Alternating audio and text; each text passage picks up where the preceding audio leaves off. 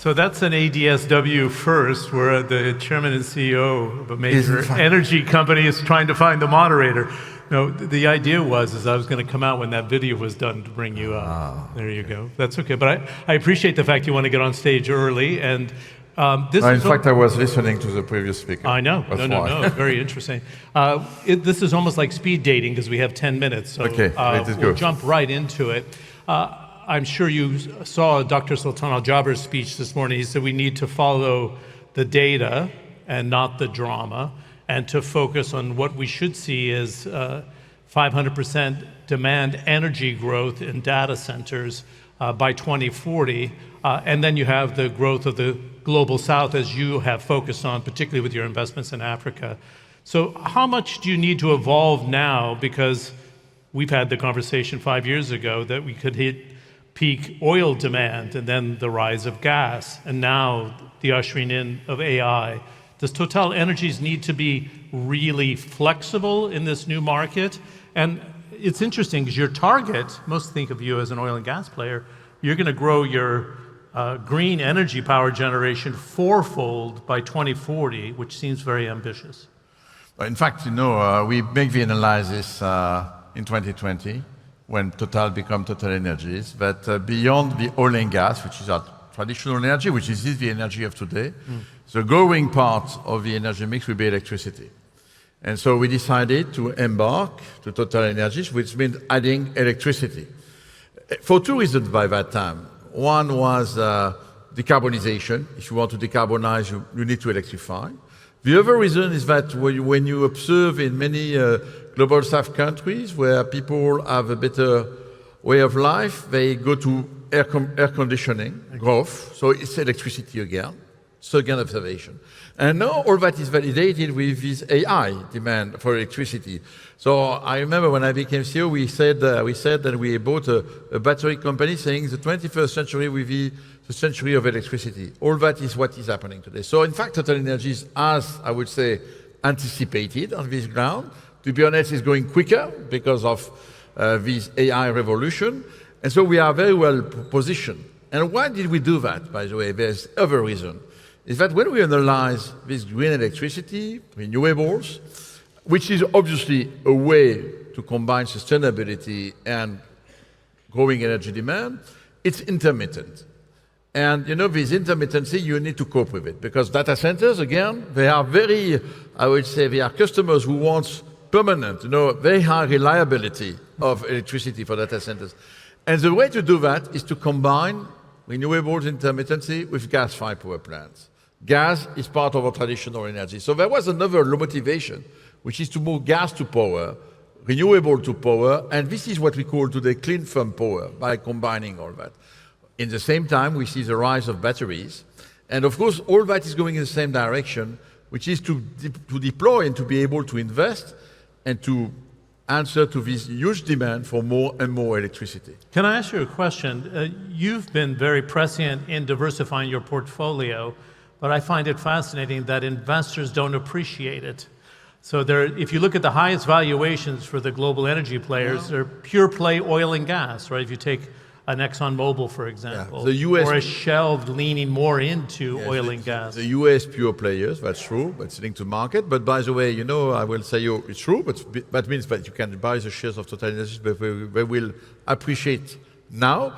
But at the end of last year, we have announced a very large deal, acquiring for $6 billion of gas-fired power plants in Europe from EPH, issuing shares, and despite dilution of our shareholders, the share went up by almost 10%, which is beginning to validate our model. And it's validated because, again, we are surfing on the wave of AI data centers. So the idea that oil and gas companies are well located, by the way, even ExxonMobil is thinking to make data compounds and with gas-fired power plants. So my view is that you will see, in fact, what is today clear is that we need more energy. It's energy addition. We need more energy for AI. And so all energy companies are supported by this wave, and I hope that the valuation will follow the one of the US. It's interesting, you've made such major plays into Africa. Are you going to take this same strategy where you develop that natural gas in big markets on East Africa, for example, in Angola as well, and then combine it with the green data centers where you can, where access to energy in Africa actually accelerates, because it's been a huge challenge? Yeah, it's more complex, to be honest, in Africa, because the reliability of the grid is not there, because of course you need to combine, because a data center, they want to be sure of reliability. So in Africa today we are developing, yes, natural gas, we export. We also invest in gas-fired power plants, and because they need local infrastructure. It's still early stage, to be honest, on this one. So maybe South Africa could benefit from that quicker than others. It's linked to the maturity of the market. So yes, we invest in both oil and gas and renewables in Africa, but data centers is still early stage to speak about it. Data centers markets for us are more Europe and the US, and Brazil as well, where you can find a lot of good electricity and cheap one. There's been a lot of noise around Venezuela, as you know, as of late, right? Because of 300 billion barrels. And you're a very pragmatic, very strategic in your approach. Would that be attractive, as it's got very heavy crude, as you know? You know, it's not electricity there. We are back to crude oil. I think, as you said, it's heavy crude oil. It requires a lot of capex investments. You have to manage the emissions as well. So I know that people want to rush there, but I can understand that it will require a clear and, I would say, framework to be able to invest there, and it will take time. So maybe you could easily add 100, 200,000 barrels per day, but if you think about 1 million barrels of oil per day, it will require $100 billion. So this will have to be mobilized. You know, in our industry, we are not, it's not because you decide that suddenly you drill and then you invest, because in Venezuela it's not only drilling, it's also upgrading. The heavy oil cannot be transported, you need diluent. So it's a complex system. Of course, you have huge resource. It was producing in the past 3 million barrels of oil per day. Today it's less than 1. Yes, we can come back to 3, but it will take years. So I'm not sure, I'm not convinced it will have a direct impact on the market in 26. No, are you tempted by this opportunity? We'll look at it, we'll see. You know, we are always evaluating, but by the way, we were a partner there.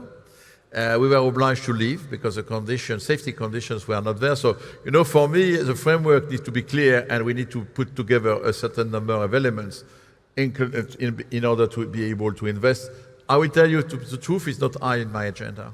Okay, very good. I want to finish on the level of green investment. So if you look at the trend line over the last 2 years, between solar, wind, battery storage, and nuclear power, it's 2 times the level of money going into traditional oil and gas.